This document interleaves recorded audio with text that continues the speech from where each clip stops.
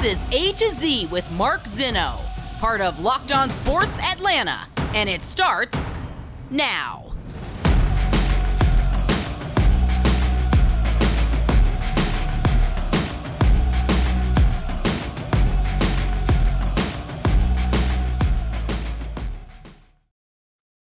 Good afternoon. Welcome to A to Z here on Locked On Sports Atlanta, where today I tell you there's still more to do. Welcome in. Happy Wednesday, everybody. Appreciate you joining me here on A to Z. Make sure you give us a follow on Twitter at Locked On ATL. Of course, I'm at Mark Zinno, MarkZinno. We've got a lot to get to today. Falcons training camp, some veterans showing up early, starting to report. We'll get you an update from there, as well as some big NFL news, including a former Falcon in the news, plus some college football scheduling notes to get to here before the end of the show. So we got a lot to do here. Again, appreciate you guys joining me here on A to Z. I want to start with the Atlanta Braves. Last night, it was Spencer Strider doing what Spencer Strider does. How much more do I have to applaud this young man for everything that he does? He was brilliant last night.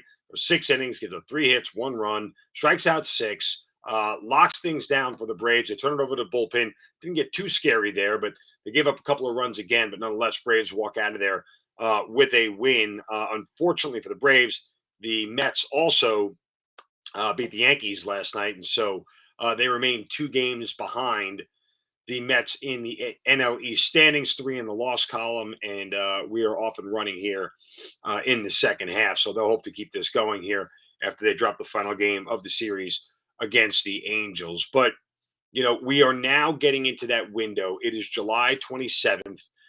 We are, about a week away from, and let me just double check. Let me look at a calendar here.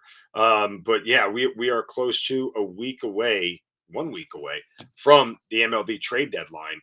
And so everything is going to start to heat up. And I've said repeatedly, and I'll continue to say it, the Braves are going to be making moves. And I believe they need to make moves.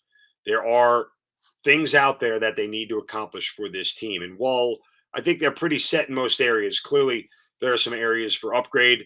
And this is coming from The Athletic. We've got Ken Rosenthal and a couple of other writers there sort of putting all this stuff together for us, at least give us a feel for what Alex Anthopoulos may do. But you have to believe with Adam Duvall's season-ending wrist surgery, and now you start to see some troubles from certain guys in the rotation, even the bullpen. When AJ Minter gets banged up, they give up a couple of runs last night. Not banged up, but banged around, and they give up a couple of runs last night. And so now you're in a scenario where, there's room for improvements. And I think about one of the first places. I don't think from a everyday standpoint that Eddie Rosario is a good answer in left field. There are names out there of players that absolutely they could get. One of them is Andrew Benintendi from the Royals.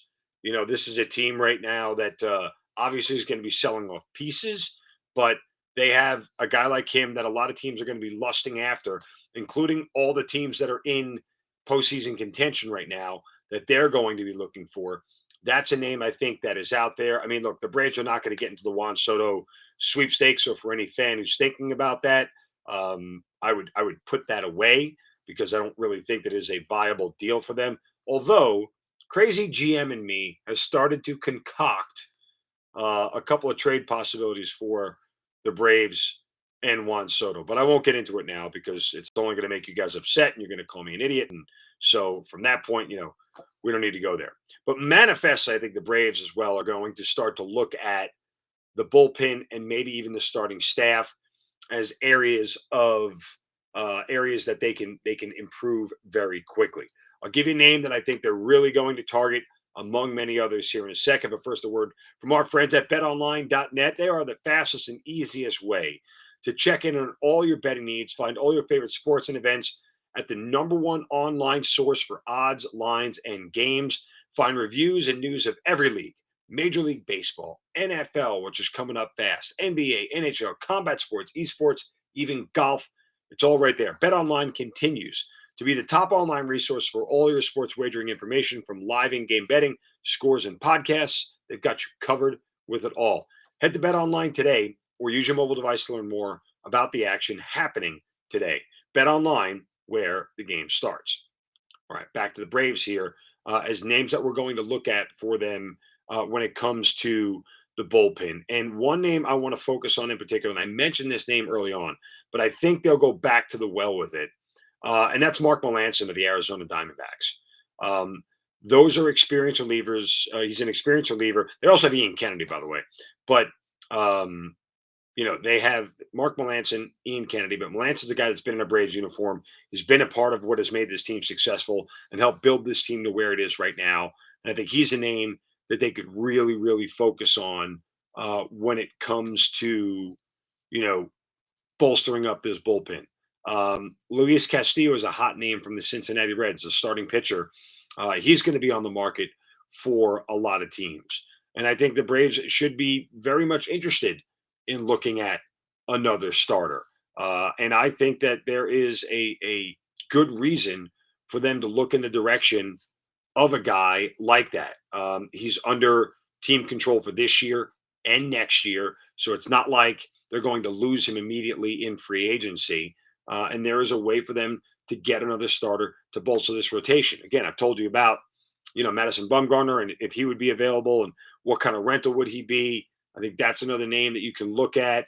But still, the idea that getting a guy like Castillo to bolster this rotation can certainly be something that matters. Because here's the other thing you got to remember about what the Braves are going through right now. Because of the way the Dodgers, when you look at the Yankees and the Astros and the AL, they've sort of locked up the buys in the first round. But the Dodgers are going to be the other buy. The second buy in the NL is going to go probably to the winner of the NL East. Now, why is this so important?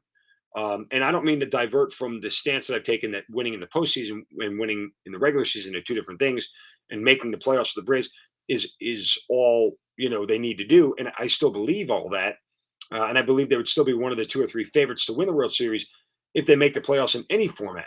But when you're talking about the path and the easiest path, do you want to get a first round bye? Or do you want to start your best 3 pitchers in a 3-game series against the Padres before you get to the NLDS and put yourself at a disadvantage where you're probably starting your game 4 starter or your game 3 starter if you sweep it, in the division series? That's the other thing about this that is so crucial to remember, and why maybe winning the division will matter a lot more because of the new playoff format. Before, I don't think it mattered. You avoid the second wild card, you were good, right? Or you got the first wild card, I should say. You avoided the other one. You didn't have to play the 1-game playoff. You were good. So from that standpoint, I think it really matters in reference to the easiest path to the postseason and how the Braves get there. That's why getting something at the trade deadline really matters for them, because now the division starts to be a little bit more critical than it used to be in years past, right? Because if you were the top wild card, as I said, you didn't have to play you didn't have to play in the 1-game playoff. You were fine. And I think that there is a certain amount of security in getting a first round bye and putting them into the division series that automatically helps the Braves' chances to repeat. You don't want to have to take the long road. And I think that everybody knows that if you don't get that first round bye, you're certainly setting yourself up for what could be a much, much tougher path. Because, oh, by the way, I would assume they're going to reseed, right? And then the lower seeding team, oh no, the bracket gets stupid. Yeah, that's right. The Major League Baseball player back. I did see that. They don't reseed. The number 1 seed actually gets the higher of the second rounders or the division series, which is weird. Anyway, I still think the Braves need to win the division. I'm getting tripped up here and thinking over myself. Point being, as I wade through confusion, that it's easier for the Braves to win the World Series, to win the NL East if they want to win the World Series, because getting that first round bye will ultimately be something that's very, very important. All right, coming up next, big news for a Super Bowl contender that that relates to the Atlanta Falcons. Plus, who showed up at camp early? We'll discuss that next right here on A to Z on Locked On Sports Atlanta, free on YouTube and wherever you get your podcast. Search Locked On Sports Atlanta. We'll be right back.